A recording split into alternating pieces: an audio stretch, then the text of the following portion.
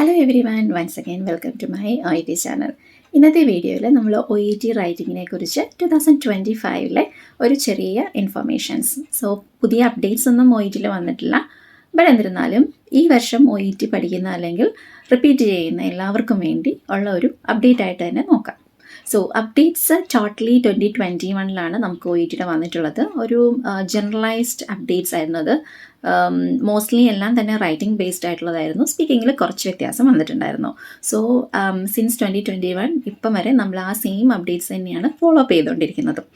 അപ്പോൾ അതിൽ generally in case നിങ്ങളൊരു ബിഗിനർ ആണെന്നുണ്ടെങ്കിൽ എപ്പോഴും ബേസിക് മുതലേ പഠിക്കുക. ഓക്കെ, ജനറലായിട്ട് നമ്മളെല്ലാ മോഡ്യൂൾസും OETയുടെ യൂട്യൂബ് ചാനൽസിൽ നോക്കി എല്ലാം ജനറലായിട്ട് പഠിക്കാതെ എല്ലാ മോഡ്യൂൾസിൻ്റെയും ബേസിക്സ് ആദ്യം പഠിക്കുക. ബേസിക് വീഡിയോസൊക്കെ യൂട്യൂബിലൊക്കെ ആണെങ്കിലും ധാരാളം ഉണ്ടായിരിക്കും. നിങ്ങൾ ഇൻസ്റ്റിറ്റ്യൂഷനിൽ പഠിക്കുന്നവരാണെങ്കിൽ അവർ OETയുടെ ബേസിക് വീഡിയോസ് നിങ്ങളുടെ സൈറ്റിൽ ഇട്ടിട്ടുണ്ടായിരിക്കും. അത് മുതൽ പഠിച്ചു വരിക. എപ്പോഴും നിങ്ങൾ 4 ബുക്സ് എപ്പോഴും മാറ്റി വയ്ക്കുക. ഓരോ മോഡ്യൂൾസിന് വേണ്ടി ഓരോ books, writing, speaking, listening, reading, അങ്ങനെ സെപ്പറേറ്റ്. എന്തിനാണെന്ന് വെച്ചിട്ടുണ്ടെങ്കിൽ എല്ലാ മോഡ്യൂൾസും ക്ലാസ്സസ് എടുക്കുമ്പം അല്ലെങ്കിൽ ക്ലാസ് അറ്റൻഡ് ചെയ്യുമ്പം ഒരേ ബുക്കിൽ എഴുതാതെ അത് സെപ്പറേറ്റ് എഴുതി വെക്കുകയാണെന്നുണ്ടെങ്കിൽ നിങ്ങൾ സെൽഫ് സ്റ്റഡി ചെയ്യുന്ന സമയത്ത് ഒത്തിരി യൂസ്ഫുൾ ആകും. ആരും തന്നെ ക്ലാസ്സസ് അറ്റൻഡ് ചെയ്താൽ അപ്പോഴേ പോയി എക്സാം ഡേറ്റ് എടുത്ത് എഴുതത്തില്ല. എല്ലാവരും തന്നെ ഒരു സെൽഫ് പ്രാക്ടീസിന് വേണ്ടി കുറച്ച് സമയം നീക്കി വെക്കുന്നുണ്ടായിരിക്കും. OETയുടെ പ്രത്യേകത എന്താണെന്ന് വെച്ചിട്ടുണ്ടെങ്കിൽ ഇപ്പോൾ നമ്മൾ ഇൻസ്റ്റിറ്റ്യൂഷനിൽ ഓൺലൈനിൽ അതിനുവേണ്ടി മാത്രം പഠിക്കുന്നവരാണെന്നുണ്ടെങ്കിൽ നമുക്ക് വലിയ ബുദ്ധിമുട്ടുണ്ടാവില്ല. കാരണം നിങ്ങളുടെ ഫുൾ കോൺസെൻട്രേഷൻ OET തന്നെയായിരിക്കും. അപ്പോൾ നമ്മളൊരു 1 മന്ത് കഴിഞ്ഞെന്ന് പറഞ്ഞാലും നമ്മൾ അതിൽ കുറച്ചും കൂടി നമുക്ക് മെമ്മറി ഉണ്ടായിരിക്കും, എന്തൊക്കെയാണ് പഠിച്ചത്, എന്തൊക്കെയാണ് പ്രാക്ടീസ് ചെയ്തെന്നുള്ളത്. പക്ഷേ നിങ്ങൾ വർക്ക് ചെയ്യുവാണ്, ഫാമിലി കൂടെയുണ്ട്, അതിൻ്റെ കൂടെയാണ് OET പഠിക്കുന്നത്, ഫ്രീ ആയിട്ടുള്ള ടൈം കിട്ടുമ്പോഴാണ് നിങ്ങൾ OET പഠിക്കുന്നുണ്ടെങ്കിൽ ഒരു 10 days ഗ്യാപ്പ് ഉണ്ടെന്നുണ്ടെങ്കിൽ എല്ലാ മോഡ്യൂൾസും നിങ്ങൾ മറന്നു പോയിട്ടുണ്ടായിരിക്കും. അതായത് പ്രത്യേകിച്ച് നിങ്ങൾ പഠിച്ചു വെച്ചിരിക്കുന്ന ടിപ്സൊക്കെ. അപ്പോൾ നമ്മൾ എന്ത് ചെയ്യണം, നമ്മുടെ ബുക്സിൽ ആ ടിപ്സൊക്കെ എഴുതിയിടുമ്പോൾ റെഡിങ് കൊണ്ട് എഴുതിയിടുക, അല്ലെങ്കിൽ റെഡിങ് കൊണ്ട് അണ്ടർലൈൻ ചെയ്ത് പോവുക. അപ്പോൾ നമ്മൾ എപ്പോഴാണോ അതൊന്ന് നമ്മൾ ഒന്ന് ജസ്റ്റ് റിവേഴ്സ് ചെയ്തെടുക്കുന്നത് ആ സമയത്ത് നിങ്ങൾക്ക് ഈസി ആയിരിക്കും. അങ്ങനെ ചെയ്യേണ്ട ഇമ്പോർട്ടൻ്റ് ആയിട്ടുള്ള കാര്യങ്ങൾ ഞാൻ റൈറ്റിംഗ്, സ്പീക്കിങ്ങിൽ ഇപ്പോൾ പറഞ്ഞുതരാം. നിങ്ങൾ റൈറ്റിംഗ് ആണ് ഇപ്പം ഫസ്റ്റ് എടുക്കുന്നുണ്ടെങ്കിൽ അതിൻ്റെ ബേസിക്സ് പഠിക്കുക. A to Z ബേസിക്സ് ഇതൊക്കെ നിങ്ങൾ ക്ലിയർ ആയിട്ട് അറിയണമെന്നുണ്ടെങ്കിൽ അതിൻ്റെ ഡിസ്ക്രിപ്ഷൻ ഞാൻ അതിൻ്റെ ആ ലിങ്ക് ഡിസ്ക്രിപ്ഷനിൽ കൊടുത്തിട്ടുണ്ടായിരിക്കും. അവിടെ പോയി നോക്കാം. ഇല്ലാന്നുണ്ടെങ്കിൽ എൻ്റെ യൂട്യൂബിലെ പ്ലേലിസ്റ്റ് ഓപ്പൺ ചെയ്യുകയാണെങ്കിൽ അതിൽ A to Z എക്സ്പ്ലനേഷൻ അല്ലെങ്കിൽ A to Z ടിപ്സ് അല്ലെങ്കിൽ OET ടിപ്സ്, കോമൺ ടിപ്സ് എന്ന് പറഞ്ഞിട്ടുണ്ടായിരിക്കും. അത് ഓപ്പൺ ചെയ്ത് നോക്കിയിട്ടുണ്ടെങ്കിൽ നിങ്ങൾക്ക് എല്ലാത്തിൻ്റെയും ബേസിക്സ് അതിൽ നിന്ന് പഠിക്കാവുന്നതായിരിക്കും. അത് പഠിച്ചിട്ട് വേണം നിങ്ങൾ ബാക്കിയുള്ള പ്രാക്ടീസ് മെറ്റീരിയൽസിലേക്ക് പോകാൻ വേണ്ടി. അപ്പം നമ്മൾ ഗ്രാമർ എല്ലാവർക്കും തന്നെ ഇഷ്ടമില്ലാത്തൊരു കാര്യമായിരിക്കില്ലേ, മോസ്റ്റ്ലി ആർക്കും തന്നെ ഇഷ്ടമില്ലാത്ത കാര്യമാണ് ഈ ഗ്രാമർ ഇരുന്ന് പഠിക്കുക എന്നുള്ളത്. നമുക്ക് OETയിൽ കുറച്ച് ഇമ്പോർട്ടൻ്റ് ആയിട്ടുള്ള ഗ്രാമർ പഠിക്കേണ്ട ആവശ്യമുള്ളൂ. എല്ലാ ഗ്രാമറും നമ്മൾ ഹൈസ്കൂളിൽ പഠിച്ചിട്ടുള്ള എല്ലാ ഗ്രാമറും പഠിക്കേണ്ട ആവശ്യമില്ല. കാരണം നമുക്ക് ഓൾറെഡി ബേസ് ഉണ്ട്. നമ്മളിതെല്ലാം പഠിച്ച് നമ്മൾ ഓൾറെഡി ഡേ ടു ഡേ ലൈഫിൽ യൂസ് ചെയ്യുന്ന ഗ്രാമേഴ്സ് തന്നെയാണ് OETയിലും യൂസ് ആകുന്നത്. പക്ഷെ അത് പ്രോപ്പറായിട്ട് എവിടെ യൂസ് ചെയ്യണമെന്ന് നമ്മൾ അറിഞ്ഞിരിക്കണം, അത്രയേ ഉള്ളൂ. ഇമ്പോർട്ടൻ്റ് ആയിട്ടുള്ള ഗ്രാമേഴ്സും എല്ലാം തന്നെ നമുക്ക് യൂട്യൂബിൽ അവൈലബിൾ ആണ്. അത് ഇമ്പോർട്ടൻ്റ് ആയിട്ടുള്ള കുറച്ച് കാര്യങ്ങൾ മാത്രം നിങ്ങൾ പഠിച്ചെടുക്കുക. ഓക്കെ, എക്സാമ്പിൾ ലൈക്ക് ഇമ്പോർട്ടൻ്റ് ആയിട്ടുള്ളത് പ്രിപ്പോസിഷൻസ് പഠിക്കുക. അതുപോലെ തന്നെ നമ്മുടെ പാസീവ് വോയിസിൻ്റെ usage, active voice and passive വോയിസും അതുപോലെ പ്രിപ്പോസിഷൻസും ഒത്തിരി ഇമ്പോർട്ടൻ്റ് ആണ്. നിങ്ങൾ അത് വേണം മെയിനായിട്ടും പഠിച്ചിരിക്കാൻ വേണ്ടി. കാരണം റൈറ്റിങ്ങിൽ നമ്മൾ യൂഷ്വലി പാസീവ് വോയിസ് ആണ് യൂസ് ചെയ്യുന്നത്. കാരണം എല്ലാം കഴിഞ്ഞു പോയ കാര്യങ്ങൾ എങ്ങനെ പാസീവ് വോയിസിൽ പറയണം എന്നുള്ളതേ ഉള്ളൂ നമ്മുടെ ലെറ്ററിൽ ഇമ്പോർട്ടൻ്റ് ആയിട്ട് വരുന്നത്. ഈ കാര്യങ്ങൾ നിങ്ങൾ ബേസിക്കായിട്ട് പഠിച്ചു വെക്കണം. പിന്നെ A to Z letter writing ആദ്യമേ എങ്ങനെ പഠിക്കണം എന്ന് വെച്ചിട്ടുണ്ടെങ്കിൽ നമ്മൾ സ്റ്റാർട്ടിംഗ് ഡേറ്റ് എഴുതുന്നത് മുതൽ ലാസ്റ്റ് യുവേഴ്സ് ഇൻസ്റ്റൽ അല്ലെങ്കിൽ യുവേഴ്സ് ഫെയ്ത്ത്ഫുള്ളി രജിസ്റ്റേർഡ് നോസ് വരെ എഴുതുന്നതിന് നമുക്കൊരു ഫോർമാറ്റ് ഉണ്ട്, ഫിക്സഡ് ഫോർമാറ്റ് ഉണ്ട് OETയിൽ. ആ ഫോർമാറ്റ് മാറ്റി ഒരിക്കലും എഴുതരുത്. ചില സ്റ്റുഡൻസ് ആദ്യമൊക്കെ ലെറ്റേഴ്സ് എഴുതി എനിക്ക് അയച്ചു തരുമ്പോൾ നമുക്ക് ആ ഡിഫറൻസസ് മനസ്സിലാക്കാൻ പറ്റും. കാരണം ചിലരൊക്കെ ആണെങ്കിൽ present medical paragraph 3 paragraph 4 paragraph എഴുതാറുണ്ട്. അതുപോലെ തന്നെ സോഷ്യൽ പാരഗ്രാഫ് മിക്ക ലെറ്റേഴ്സിലും എഴുതാറില്ല. നമുക്ക് നോൺ കേസിൽ മാത്രമേ സോഷ്യൽ പാരഗ്രാഫ് എഴുതാതെ വിടത്തുള്ളൂ. ബട്ട് മോസ്റ്റ്ലി സോഷ്യൽ കണ്ടൻറ്റ് ഇല്ല എന്നുണ്ടെങ്കിൽ മോസ്റ്റ്ലി എല്ലാവരും ആ പാരഗ്രാഫെ അവോയ്ഡ് ചെയ്ത് വിടാറുണ്ട്. പിന്നെ ചിലർ ആദ്യമേ സോഷ്യൽ പാരഗ്രാഫ് എഴുതും, അത് കഴിഞ്ഞ് പ്രസൻറ്റ് മെഡിക്കൽ എഴുതും, പിന്നെ അതിൻ്റെ ഇടയ്ക്ക് പിന്നെ കുറച്ച് സോഷ്യൽ പാരഗ്രാഫ് എഴുതും, പിന്നെ അതിൻ്റെ റെക്കമെൻഡേഷൻസ് എഴുതും. അങ്ങനെ കുറച്ച് കൺഫ്യൂസ്ഡ് ആയിട്ട് വരുന്ന സിറ്റുവേഷൻസ് നിങ്ങൾക്ക് കാണുമായിരിക്കും. അപ്പോൾ അവിടെ എന്ത് ചെയ്യണമെന്ന് വെച്ചിട്ടുണ്ടെങ്കിൽ നമ്മൾ ഫിക്സഡ് ഫോർമാറ്റ് പഠിച്ച് വെക്കുക. സ്റ്റാർട്ടിങ് ഡേറ്റ്, ആ ഡേറ്റ് അതിൻ്റെ ഒരു ഫോർമാറ്റ് ഉണ്ട്. ഇപ്പം എക്സാമ്പിൾ ഇപ്പം നമ്മൾ 20 June 2025 എന്ന് പറയണമെന്നുണ്ടെങ്കിൽ 20 ജൂൺ, ജെ ക്യാപ്സ് ലോക്ക് ആയിരിക്കണം, പിന്നെ 2021. ത്രൂ ഔട്ട് ലെറ്ററിൽ ഡേറ്റിൻ്റെ ഫോർമാറ്റ് ഈ സെയിം തന്നെ ആയിരിക്കും. പിന്നെ നിങ്ങൾ അഡ്രസ്സ് എഴുതുന്നു, പിന്നെ സല്യൂട്ടേഷൻസ് വരുന്നുണ്ട്, പിന്നെ നമ്മൾ പേഷ്യൻറ്റിൻ്റെ പേര്, ഡേറ്റ് ഓഫ് ബർത്തും ഏജും വരുമ്പോൾ എല്ലാവർക്കും കൺഫ്യൂസ്ഡ് ആവാണ്ട് ഏത് എഴുതണം എന്നുള്ളത്. സോ ഏജ് എഴുതുന്നതായിരിക്കും കുറച്ചുകൂടി പ്രിഫറൻസ്. സോ വായിക്കുന്ന ആൾക്ക് പെട്ടെന്ന് ഏജ് മനസ്സിലാക്കാൻ വേണ്ടിയുള്ള പ്രിഫറൻസസിന് വേണ്ടി. പിന്നെ നമ്മളവിടെ ഓൾറെഡി ഏജ് എഴുതിയിട്ടുണ്ടെന്നുണ്ടെങ്കിൽ പിന്നെ ഇൻട്രൊഡക്ഷനിൽ പിന്നെയും പോയി നമ്മൾ ഏജ് മെൻഷൻ ചെയ്യേണ്ട ആവശ്യമില്ല. കാരണം ചില ആ ഫോർമാറ്റ് പഠിച്ചു വെക്കുമ്പോൾ നമുക്കൊരു കൺഫ്യൂഷൻ വരാറുണ്ട്, ഇന്ന ആൾ ഇത്ര ഇയേഴ്സ് ഓൾഡ് ആണെന്ന് പിന്നെ റിപ്പീറ്റ് ചെയ്യേണ്ട ആവശ്യമില്ല. ബട്ട് ഡേറ്റ് ഓഫ് ബർത്ത് എഴുതുകയാണെന്നുണ്ടെങ്കിൽ നമുക്ക് ഇൻട്രൊഡക്ഷനിൽ വേണമെങ്കിൽ റിപ്പീറ്റ് ചെയ്ത് എഴുതാം, സ്പെസിഫിക്കേഷൻ ഉണ്ടെങ്കിൽ മാത്രം.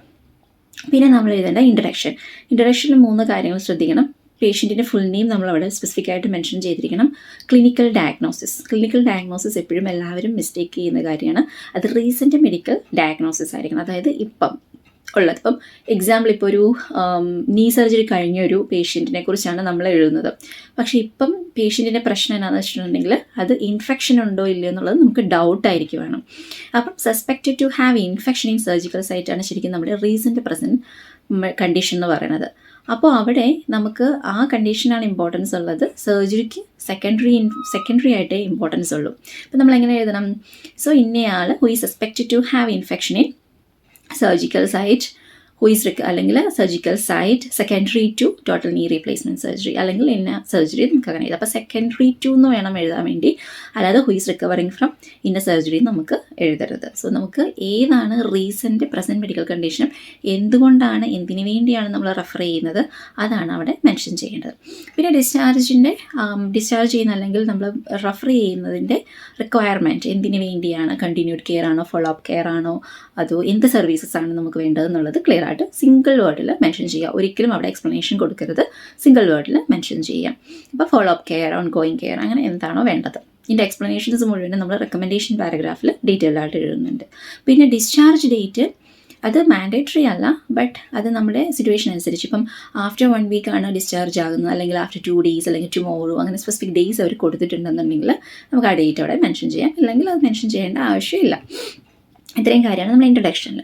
ഇനിയുള്ള ഇമ്പോർട്ടൻറ്റ് പോയിൻ്റാണ്, സോഷ്യൽ വർക്കറിന് എഴുതുന്ന ലെറ്ററിൽ മാത്രമേ നമ്മൾ ഇൻട്രൊഡക്ഷൻ കഴിഞ്ഞുകൊണ്ട് സോഷ്യൽ പാരഗ്രാഫ് എഴുതുകയുള്ളൂ. അല്ലാതെ ബാക്കി എല്ലാ ലെറ്റേഴ്സിനും നമ്മൾ സ്ട്രൈറ്റ് അവേ പ്രസൻറ്റ് മെഡിക്കൽ പാരഗ്രാഫിലേക്ക് പോകും. ഓക്കെ, അത് കഴിഞ്ഞിട്ട് നമ്മൾ സോഷ്യൽ പാരഗ്രാഫ് എഴുതത്തുള്ളൂ. പ്രസൻറ്റ് മെഡിക്കൽ പാരഗ്രാഫാണ് ശരിക്കും പറഞ്ഞാൽ ഇപ്പോഴുള്ള, അതായത് 2021 മുതൽ 2025 വരെ അവർ ഇവാലുവേഷൻ ചെയ്യുന്നതിൽ കൂടുതൽ ഇമ്പോർട്ടൻസ് കൊടുക്കുന്ന പാരഗ്രാഫ്. കാരണം ഇപ്പോൾ വരുന്ന ക്വസ്റ്റ്യൻസ് എല്ലാം തന്നെ ഈസിയാണ്. മോസ്റ്റ്ലി എല്ലാ ക്വസ്റ്റ്യൻസും മോറുള്ള സെയിം പാറ്റേൺ ആണ്.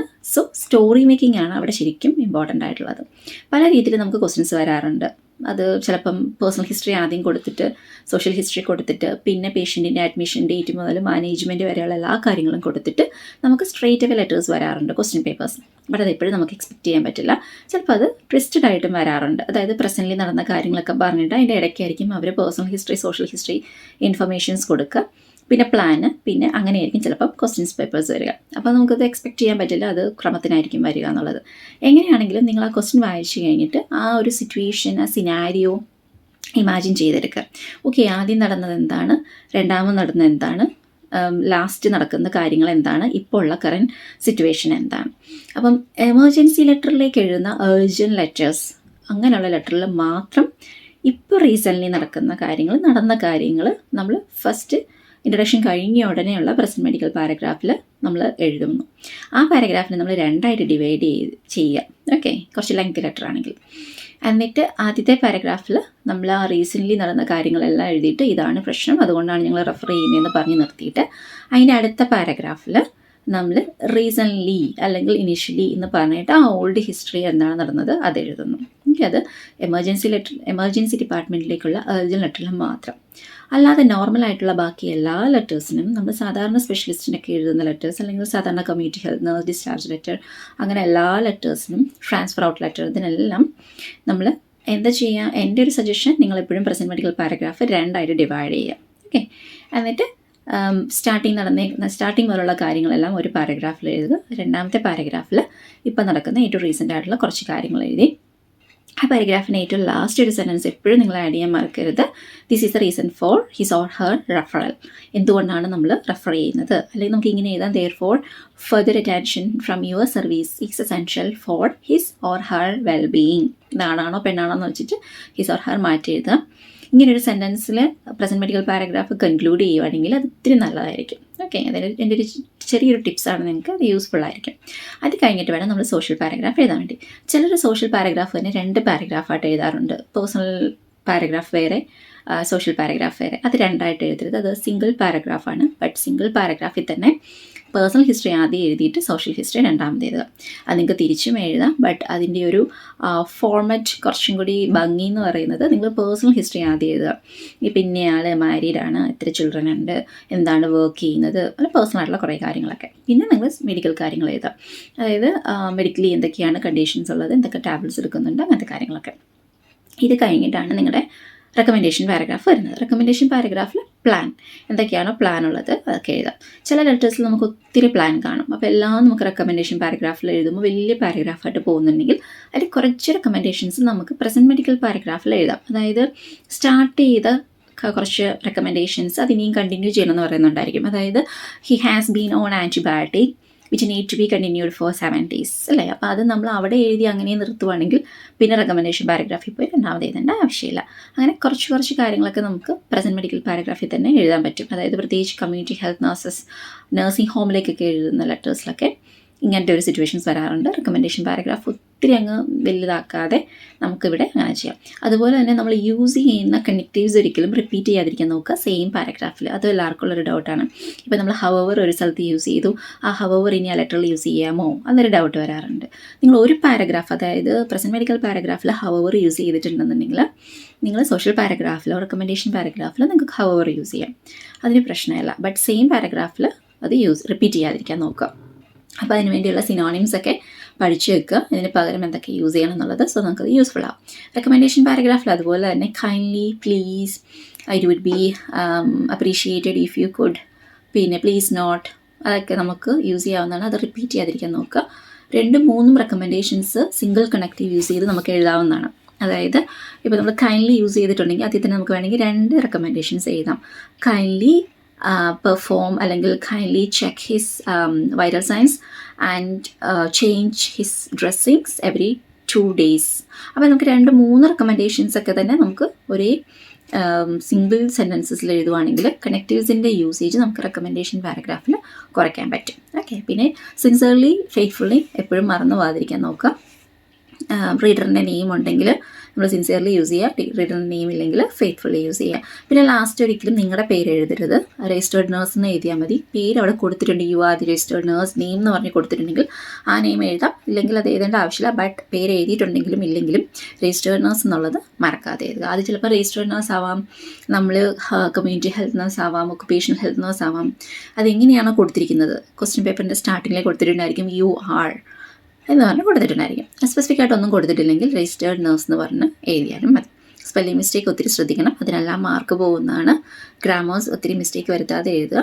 എപ്പോഴും പാസീവ് വോയിസ് യൂസ് ചെയ്യുക. പാസീവ് വോയിസ് യൂസ് ചെയ്യുമ്പം ഗ്രാമർ മിസ്റ്റേക്സ് വരാനുള്ള ചാൻസ് ഉണ്ട്. ബട്ട് അതിൻ്റെ ബേസിക്സ് നിങ്ങൾ പഠിച്ചു വെക്കുകയാണെങ്കിൽ കുറച്ചുകൂടി നല്ലതായിരിക്കും. പാസീവ് വോയിസിൻ്റെ പ്രത്യേകത എന്താണെന്ന് നിങ്ങൾക്ക് മനസ്സിലാക്കണമെന്നുണ്ടെങ്കിൽ എൻ്റെ യൂട്യൂബ് ചാനലിൽ പോയി നോക്കിയാൽ മതി, അല്ലെങ്കിൽ ഡിസ്ക്രിപ്ഷനിൽ നോക്കിയാലും മതി. അവിടെ നിന്ന് നിങ്ങൾക്ക് ഇൻഫർമേഷൻ കിട്ടുന്നതായിരിക്കും. സോ ഇത്രയൊക്കെയാണ് നമ്മുടെ ബേസിക്കായിട്ട് നിങ്ങൾ അറിഞ്ഞിരിക്കേണ്ട കാര്യങ്ങൾ. A to Z മെഡിക്കൽ അബ്രീവേഷൻസും കൂടെ പഠിച്ചു വെക്കുകയാണെങ്കിൽ എല്ലാ മോഡ്യൂൾസിനും അത് കുറച്ചും കൂടി ഹെൽപ്ഫുൾ ആയിരിക്കും. ഇത്രയാണ് റൈറ്റിങ്ങിൽ നിങ്ങൾ മനസ്സിലാക്കിയിരിക്കേണ്ട ബേസിക് കാര്യങ്ങൾ. ഇനി സ്പീക്കിങ്ങിൽ നമുക്ക് ഒത്തിരി ഒന്നും ചേഞ്ചസ് ഒന്നും വന്നിട്ടില്ല. നോൺ സിനാരിയോസ് അവർ ആഡ് ചെയ്തിട്ടുണ്ട് 2021. അതായത് നമ്മളൊരു കോൺവെർസേഷൻ ഇടയ്ക്ക് വെച്ചിട്ടായിരിക്കും നമ്മൾ റോൾ പ്ലേ സ്റ്റാർട്ട് ചെയ്യാൻ പറയുക. അതായത് നമ്മൾ സിറ്റിങ്സും ആ ഒരു സിനാരിയൊക്കെ വായിച്ചു തുടങ്ങുമ്പോൾ തന്നെ നമുക്ക് മനസ്സിലാകും നമ്മൾ ഓൾറെഡി അവരുമായിട്ട് സംസാരിച്ചു തുടങ്ങും. അപ്പം അതിൻ്റെ ഇടയ്ക്ക് വെച്ച് തുടങ്ങുമ്പോൾ നമുക്കൊരിക്കലും സ്റ്റാർട്ടിങ്ങിൽ പോയിട്ട് ഹൗ മേ അഡ്രസ്സ് ചെയ്യുന്ന നമുക്ക് ചോദിക്കാൻ പറ്റത്തില്ല, നമ്മുടെ ഇൻട്രൊഡക്ഷൻ നമുക്കവിടെ പറയാൻ പറ്റത്തില്ല. അപ്പം യു ഹാവ് ജസ്റ്റ് എക്സാമിൻഡ് എന്ന് പറഞ്ഞ് കൊടുത്തിട്ടുണ്ടെങ്കിൽ അതാണ് നോൺ സിനാരിയോ. അല്ലാതെ വേറെ സിറ്റുവേഷൻസും ഉണ്ട്, പക്ഷേ നിങ്ങൾക്കത് ആ സിനാരിയോ വായിക്കുമ്പോൾ നിങ്ങൾക്ക് ഏകദേശം മനസ്സിലാവും.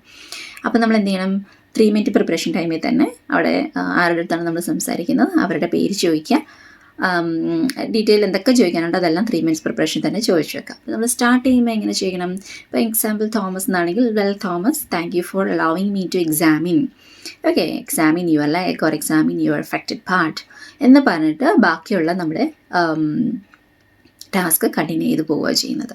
ബാക്കിയുള്ളതെല്ലാം തന്നെ നമ്മുടെ സെയിം പാറ്റേൺ തന്നെ എല്ലാത്തിൻ്റെയും ഇൻട്രഡക്ഷനും കൺക്ലൂഷനും സെൻറ്റൻസസും സ്പീക്കിങ്ങിൽ എങ്ങനെ ചെയ്യണം എന്നുള്ളതും വീഡിയോ ആയിട്ട് ഞാൻ ചെയ്തിട്ടുണ്ട്. സോ നിങ്ങൾ നോക്കുകയാണെങ്കിൽ അത് ഒത്തിരി യൂസ്ഫുൾ ആയിരിക്കും. കുറേ എക്സാമ്പിൾസ് സഹിതം ഞാനത് ഇട്ടിട്ടുണ്ട്. സോ നിങ്ങൾക്ക് അത് എഴുതിയെടുത്ത് പഠിക്കാവുന്നുള്ളൂ. സ്പീക്കിങ്ങിന് ഒരു ബുക്ക് വെക്കണമെന്ന് ഞാൻ പറയുന്നതിന് കാരണം അതാണ്.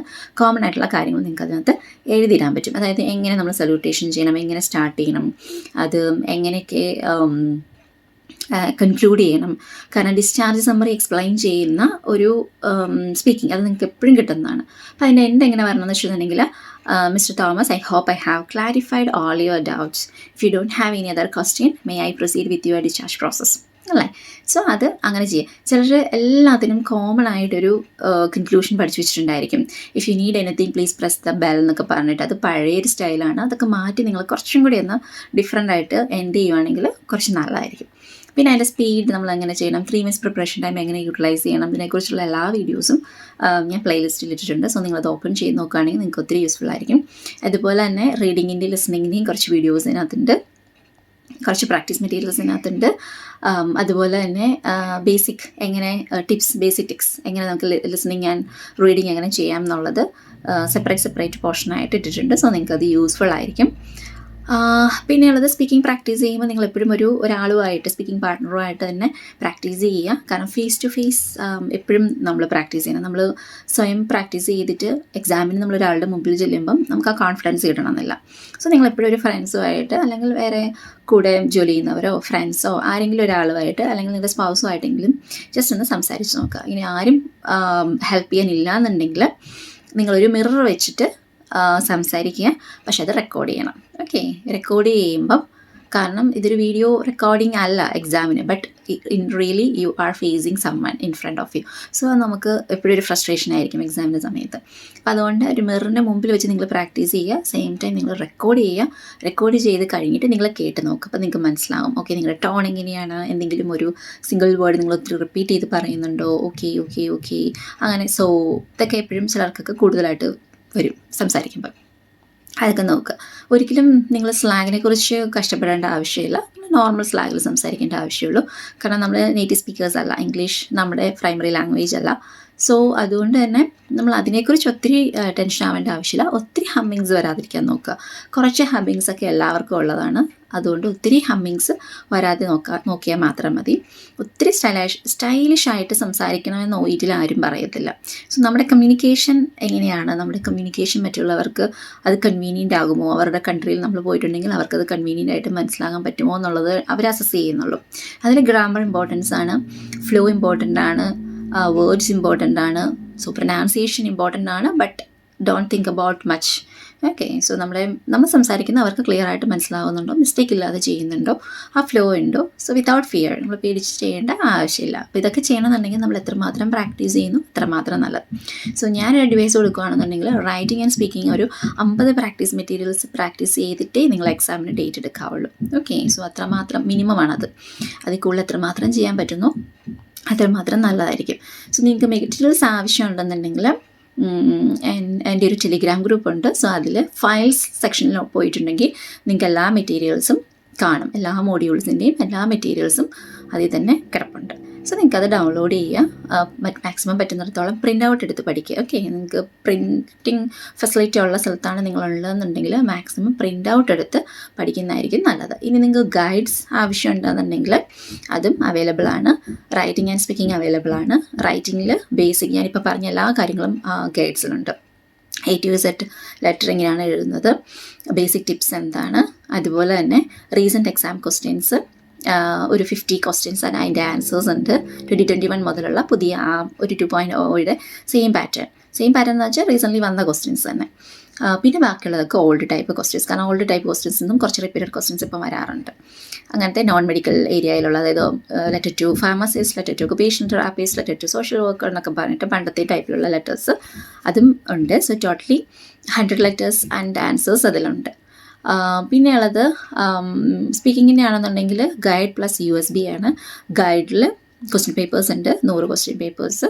അതിൽ ഫസ്റ്റ് 60 ക്വസ്റ്റ്യൻസിൻ്റെ എക്സ്പ്ലനേഷൻസ് എങ്ങനെ കൊടുക്കണം എന്നുള്ളത് എൻ്റെ യൂട്യൂബിൽ കിടക്കുന്ന വീഡിയോസ് തന്നെ ഓഡിയോ ആയിട്ടാണ് USB യിലുള്ളത്. അത് പ്ലസ് കുറച്ച് ബേസിക് വീഡിയോസ്. എങ്ങനെയാണ് നമ്മൾ സ്പീക്കിങ്ങിനെ ഫേസ് ചെയ്യേണ്ടതെന്നുള്ള ടിപ്സ് ആൻഡ് ഫോർമുലാസ് എല്ലാം തന്നെ ആ ഗൈഡിലുണ്ട്. സോ ഇതിലേതെങ്കിലും നിങ്ങൾക്ക് ആവശ്യമുണ്ടെന്നുണ്ടെങ്കിൽ ജസ്റ്റ് താഴെ കൊടുത്തിരിക്കുന്ന, അതായത് ഡിസ്ക്രിപ്ഷനിൽ കൊടുത്തിരിക്കുന്ന വാട്സപ്പ് നമ്പറിൽ നിങ്ങൾ മെസ്സേജ് ചെയ്യുക. സോ ഗൈഡ്സ് എല്ലാം ഡിസ്ട്രിബ്യൂട്ട് ചെയ്യുന്നത് ഇന്ത്യ, ഐ മീൻ കേരളത്തിൽ നിന്നാണ്. സോ നിങ്ങൾ ഔട്ട്സൈഡ് ഇന്ത്യയിലുള്ളവരാണെന്നുണ്ടെങ്കിൽ കൊറിയർ ചാർജ് ആപ്ലിക്കബിൾ ആണ്. ഇൻസൈഡ് ഇന്ത്യ ഫ്രീ ആണ്. സോ ആരെങ്കിലും വെക്കേഷനിൽ ആരെങ്കിലുമൊക്കെ നാട്ടിലുണ്ടെന്നുണ്ടെങ്കിൽ അവരുടെ അഡ്രസ്സിലേക്ക് ഞങ്ങൾക്ക് അയച്ചു കൊടുക്കാവുന്നതാണ്. So it's easy. സോ അല്ലെന്നുണ്ടെങ്കിൽ ബുക്കിന് 3000 റുപ്പീസാണ്, പക്ഷേ പോസ്റ്റൽ ചാർജ് ഔട്ട്സൈഡ് ഇന്ത്യയിലേക്ക് നിയർലി 4000 5000 വരാറുണ്ട്. സോ നിങ്ങൾക്ക് അറിയുന്നവരാരെങ്കിലും വെക്കേഷൻ വരുവാണെന്നുണ്ടെങ്കിൽ അവരുടെ കയ്യിൽ കൊടുത്തു വിടുകയാണെന്നുണ്ടെങ്കിൽ നിങ്ങൾക്കും എളുപ്പമായിരിക്കും. ജസ്റ്റ് വേസ്റ്റേജ് ഓഫ് മണി നമുക്ക് അവോയ്ഡ് ചെയ്യാം. സോ OET-യെക്കുറിച്ചോ ബാക്കി ഗൈഡ്സിനെ കുറിച്ചോ ക്ലാസ്സസിനെ കുറിച്ചോ, അതുപോലെ ഞങ്ങൾക്കൊരു OET അക്കാഡമി ഉണ്ട്. കുറച്ച് എക്സ്പേർട്ടുള്ള ട്യൂട്ടേഴ്സ് അത് ക്ലാസ്സസ് എടുക്കുന്നുണ്ട്. നിങ്ങളുടെ കൺവീനിയൻറ്റ് ടൈം, നിങ്ങൾ ഏത് കൺട്രിയിലാണെന്നുണ്ടെങ്കിലും നിങ്ങളുടെ കൺവീനിയൻറ്റ് ടൈം അനുസരിച്ച് ക്ലാസ് എടുത്ത് കൊടുക്കുന്നുണ്ട്. സോ നിങ്ങൾക്ക് എന്തെങ്കിലും ബുദ്ധിമുട്ടുണ്ട്, ക്ലാസ് അറ്റൻഡ് ചെയ്യാനുള്ള ടൈം ഇഷ്യൂസ് എന്തെങ്കിലും ഉണ്ട്, അങ്ങനത്തെ എന്തെങ്കിലുമൊക്കെ ഇഷ്യൂസ് ഉണ്ടെന്നുണ്ടെങ്കിലും നിങ്ങൾക്ക് ഡിസ്കസ് ചെയ്യാം. നമുക്കത് ഡിസ്കസ് ചെയ്ത് സോൾവ് ചെയ്യാവുന്നതാണ്. സോ എന്തെങ്കിലും ക്വസ്റ്റ്യൻസ്, ക്വയറീസ് എന്തെങ്കിലും ഉണ്ടെന്നുണ്ടെങ്കിൽ വാട്സപ്പിൽ മെസ്സേജ് ചെയ്യാം. So I hope this video is useful for you. Will see with another one informative video. Until then, bye. Take care.